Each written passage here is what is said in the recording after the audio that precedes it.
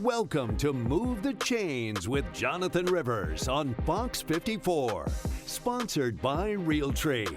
Here's your host, Jonathan Rivers.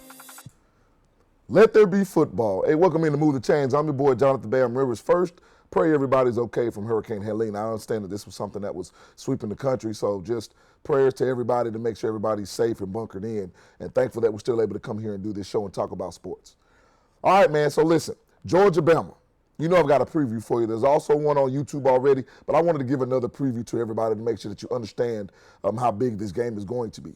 And having said all that, it's still not over for the loser. But we'll get into this game, and I'll provide a deep dive as always. And when it comes to second down, ladies and gentlemen, the Falcons fell short against Kansas City. And the only thing I'm hearing is about a pass interference call.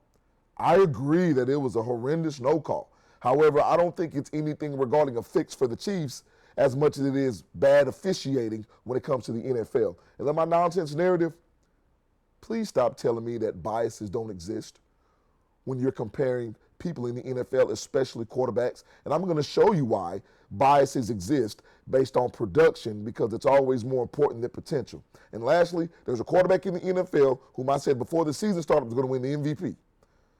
And it's simply because they're doing less than he's done in the past. It might not make sense, but it really does. All right, you know what time it is. Let's kick it off with first down.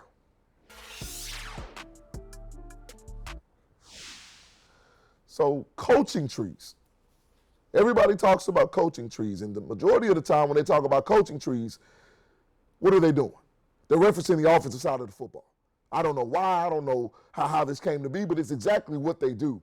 But there are defensive coaching trees as well. And I look at this Georgia and Alabama game, and I focus on Kirby Smart, the head coach of Georgia. Being mentored, of course, by Nick Saban, being the defensive coordinator at Alabama under Saban before taking the job at Georgia.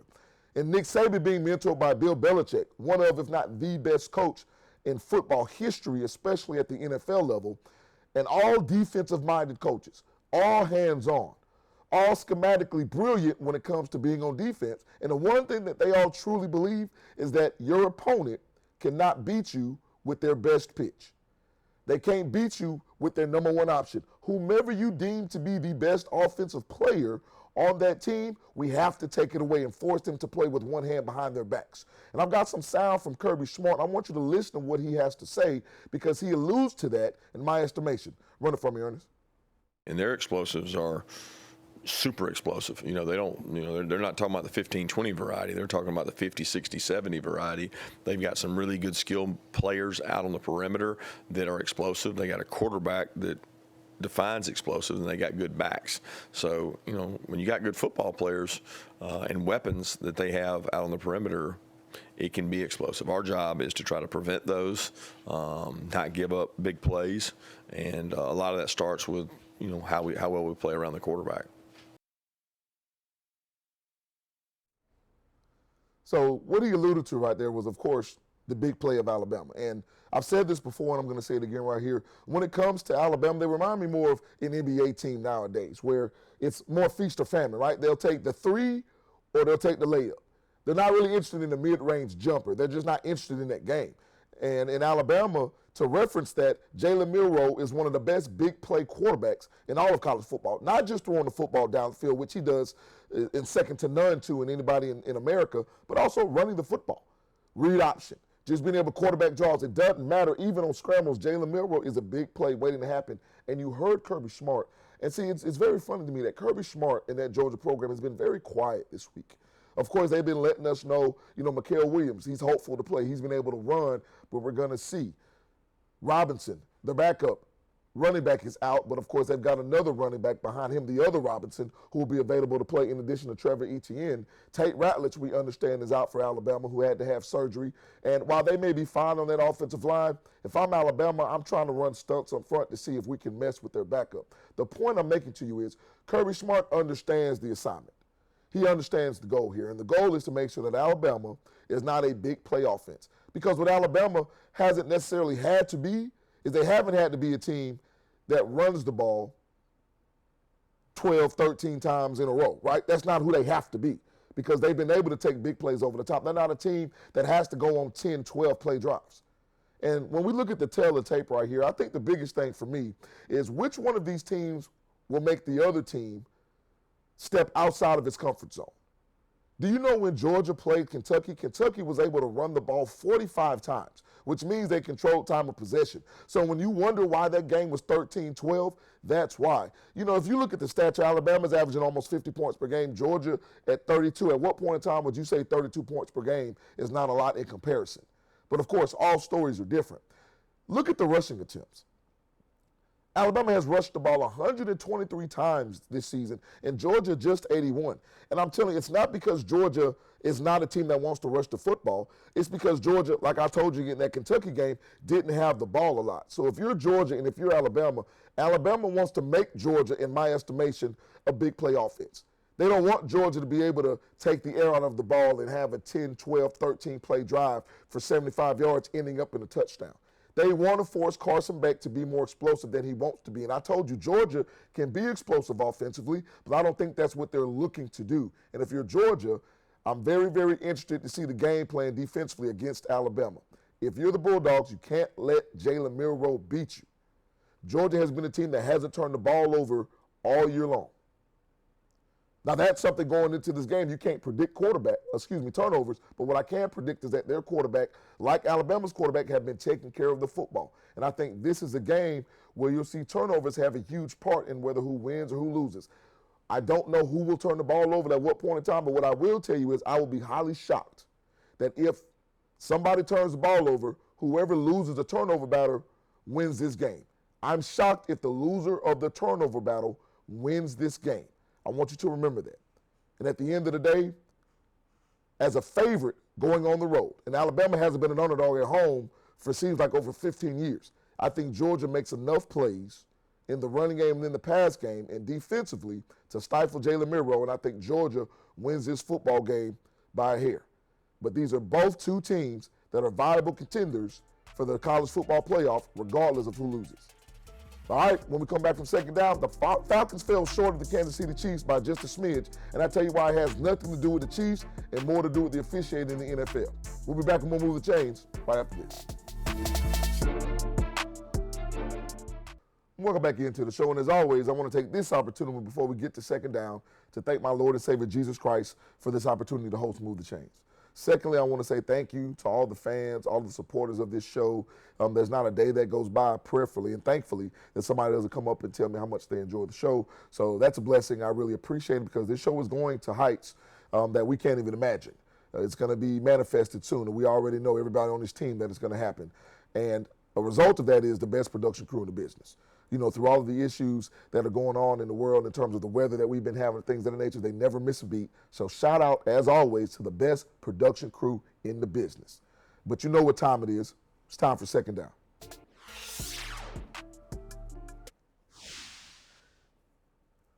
Do you remember Monday night, Falcons, Eagles? Eagles have the lead. Falcons get the ball back with a minute 40 or so left on the clock. And Kirk Cousins has the drive of the season for the Falcons. Leaves them down. They score the go-ahead touchdown. Jesse Bates picks off Jalen Hurts to end the game in Philly. Falcons get on the board.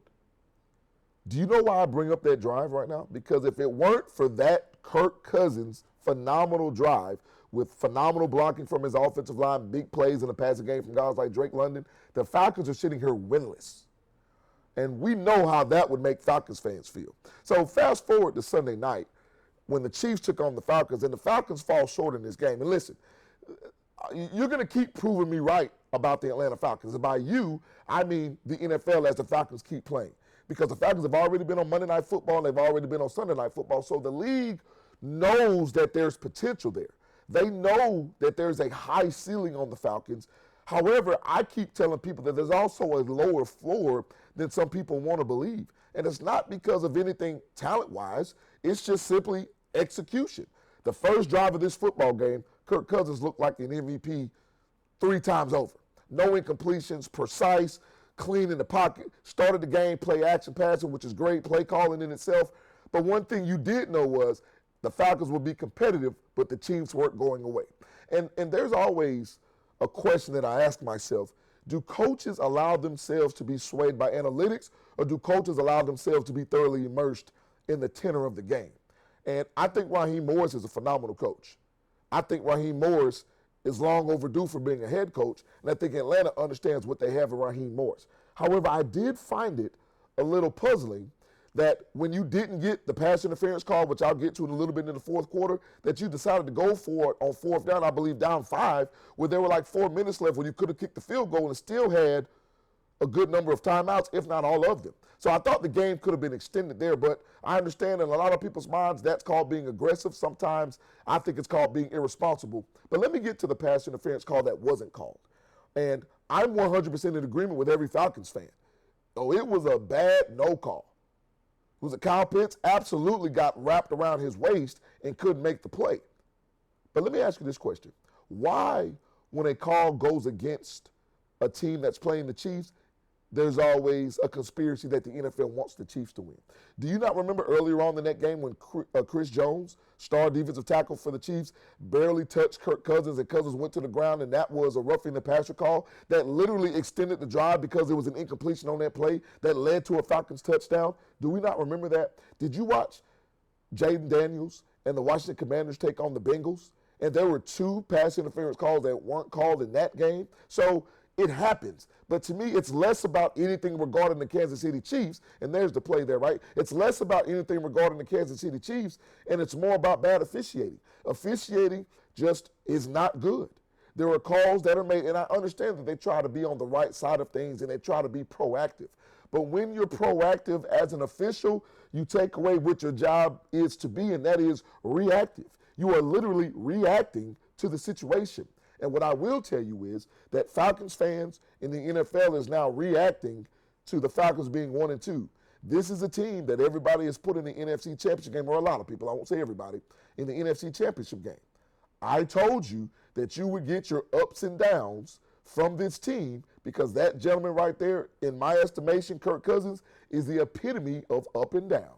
He's great one week, not so great the next week. And this is what you're going to continue to get with the Atlanta Falcons. Doesn't mean they're not a playoff team. Absolutely not. They can still win the division, and they can be a playoff team. But as it stands right now, you're tied for last place with the Carolina Panthers.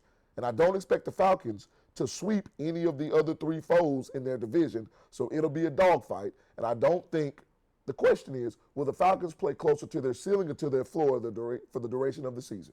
I can't wait to see the answer. All right, when we come back, it's my nonsense narrative, my favorite segment of the show. Quarterback biases don't exist? Man, you out your mind. I'll tell you why they do exist right here on Move the Chains when we get back.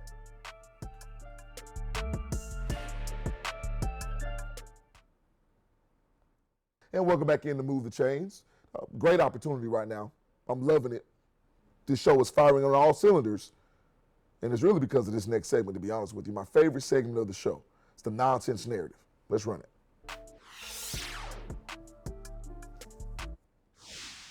Quarterback biases do not exist. We judge people on their production. It doesn't matter where somebody's drafted. I look at what they're doing, and that's how I rank quarterbacks. Man, come on. First of all, everybody and their mom has a quarterback ranking. I'm on TikTok and on social media, of course, and I see all these people who rank quarterbacks, and I don't care about your ranking, meaning I don't care how you rank people. As long as you give me a reason. You know how you go to class and there's a rubric, there's a guide, there's a set of standards in which teachers grade? That's what I'm looking for. And sometimes it's just ridiculous. So in this case, you see Trevor Lawrence and Brock Purdy. And I think I couldn't compare, 2 quarterbacks couldn't be a better comparison for this segment. Because for you to tell me that quarterback biases don't exist is simply ridiculous.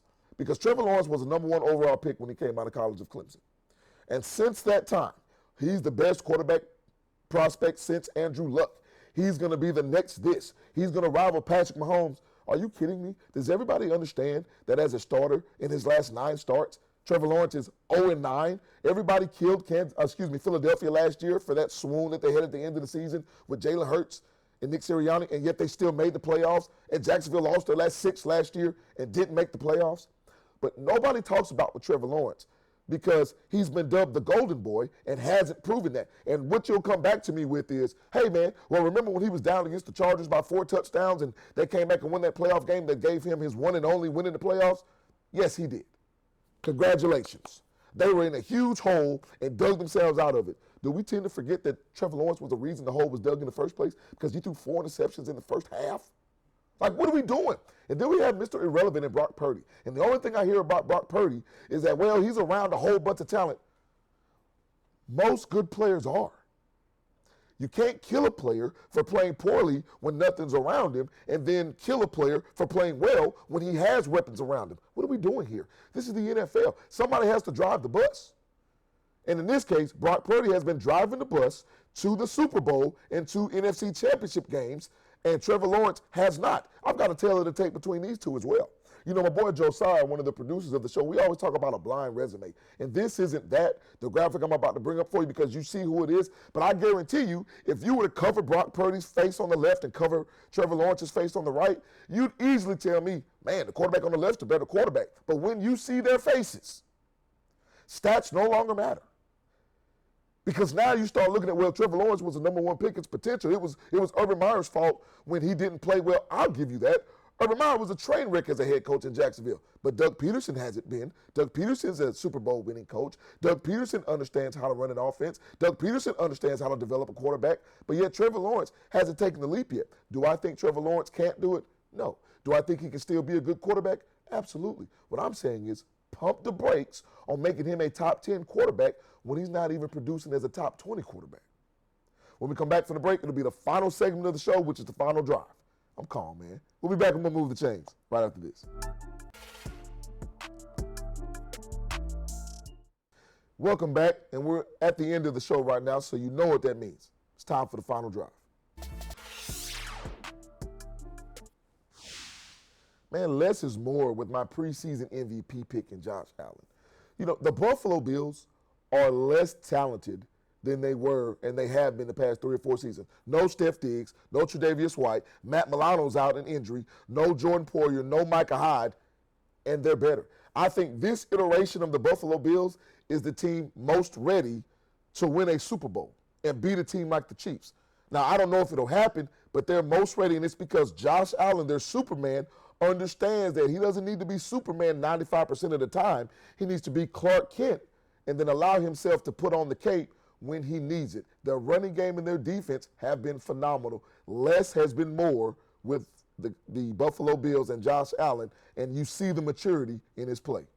All right, don't forget, you can't just catch us right here on the Sports Leader WXTX Fox 54. But you can also catch Move the Chains on YouTube. Subscribe to the channel. It's at @move_the_chains. Make sure you like, subscribe, leave a comment, because it's greatly appreciated. Hey, like I always say, another banger in the studio, man. For the best production crew in the business, I'm your boy, Jonathan Bam Rivers. Georgia Bama's going to be fire. Make sure you watch it. And until next time right here on Move the Chains, God bless.